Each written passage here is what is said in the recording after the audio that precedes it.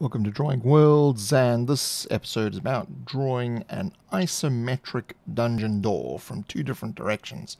So I'm going to start with my, I have an isometric cube template that I've done on graph paper, and basically this is so that I get sort of the angles and things that I'm interested in getting. I merely put that underneath my paper that I'm working on, and then trace it with the technical pencil, so that I have all the lines that I need, and then I work from that. So essentially that cube is equal length sides on each side. So it's 5 centimeters.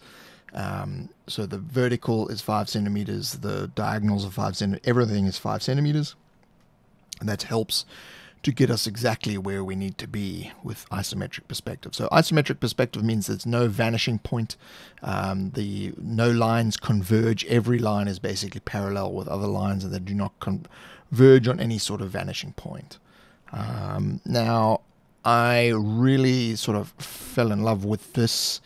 I know exactly when it was. It was 1984 when Night Law came out on the ZX Spectrum, and that was absolutely incredible.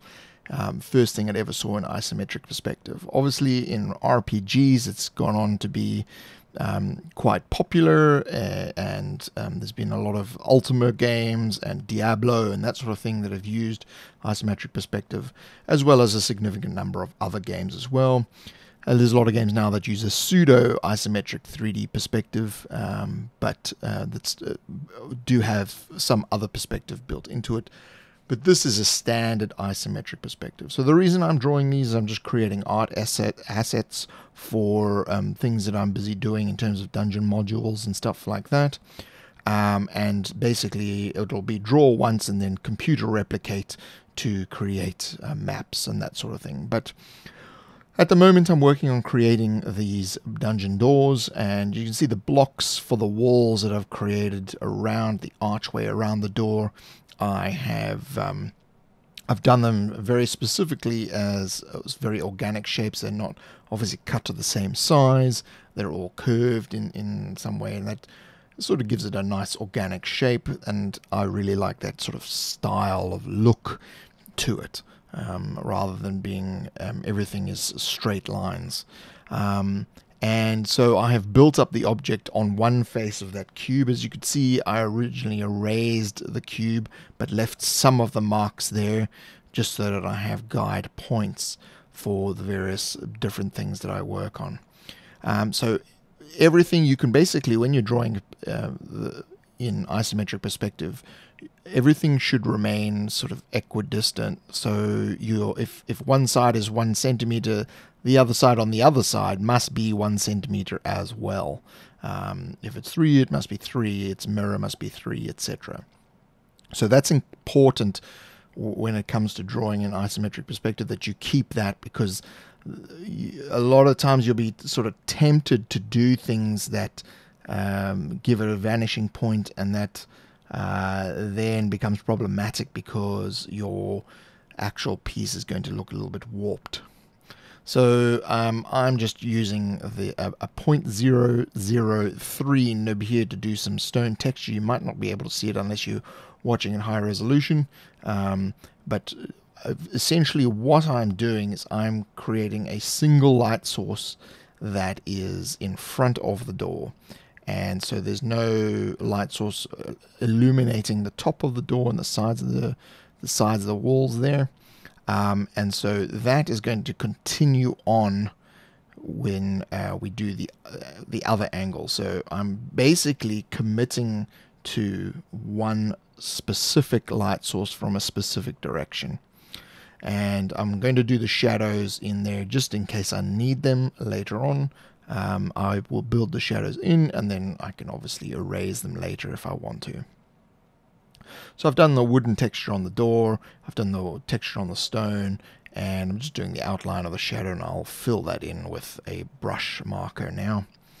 And I also want to just create, I want to highlight the edge. So I'm going around the entire edge of the door, the arch and everything, with the brush marker to thicken that line, and that will just help when it's on the map to just pop out a little bit.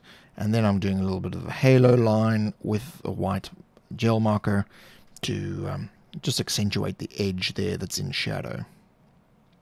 So now, working with those lines that are semi-erased, I'm building another face for the door in the opposite direction. So this is essentially the back of the door. So the one we've drawn is the front, and this is going to be the back. So obviously the handle will need to be on the correct side. So in the front face, it's on the left, which means on the back, it will be on the right.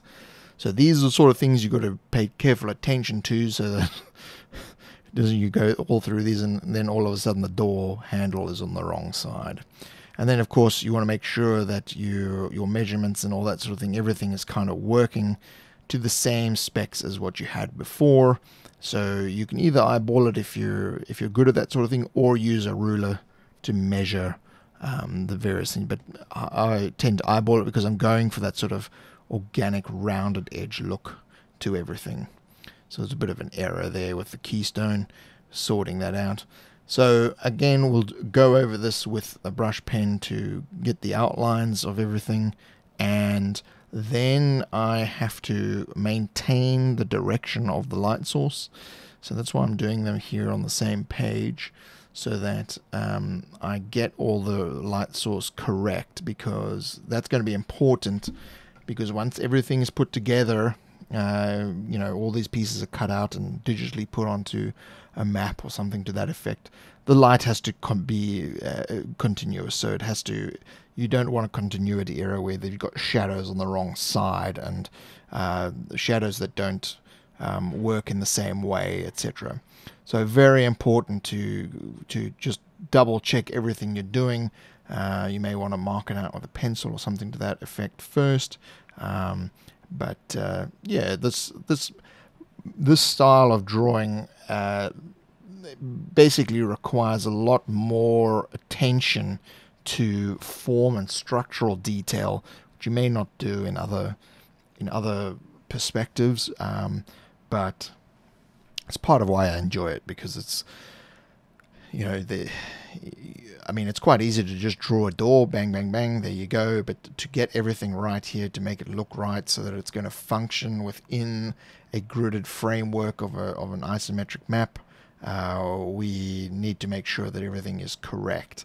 And I like that as sort of a nice feel to it. So as you can see here, the light source is hitting the inside stone where the door is, and then you've got the deep shadow on the door itself.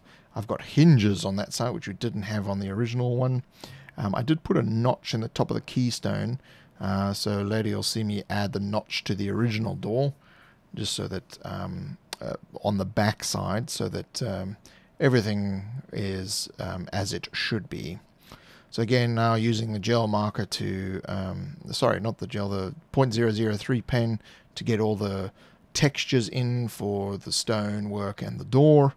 And I've done the shadows with the brush marker, and just using the 0.003 pen to do the fine stone detail. I'm just doing some dots in the corners, just to continue on the same texture that I did on the other stonework. So one last thing I'm going to do once this is done is to then shade the door itself. So I'm just doing that now.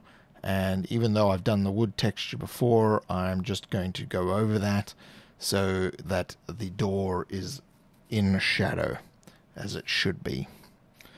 So you can see the stark contrast from the handle and the shadow put in there in case I need it later on.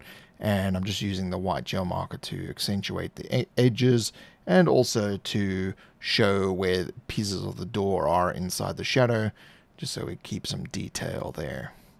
And again, once this is complete, I go around the edge with the brush marker just to thicken the edge up so that it stands out more when it's being used on a map. It may be reduced or enlarged in size. These are obviously quite big, but they're most likely going to be a lot smaller in size once it's finished. So it will need that sort of thicker edge just to separate it from the background so that it's more identifiable as a special object on the map.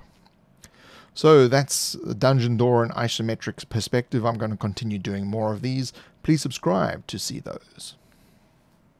How can you get cool stuff and support the channel? Buy things like t-shirts, mugs, tank tops, miniskirts, duvet covers, phone covers, tablet covers, and of course my personal favorite, throw pillow covers from redbubble.com/people/the DNG info. Link in the description.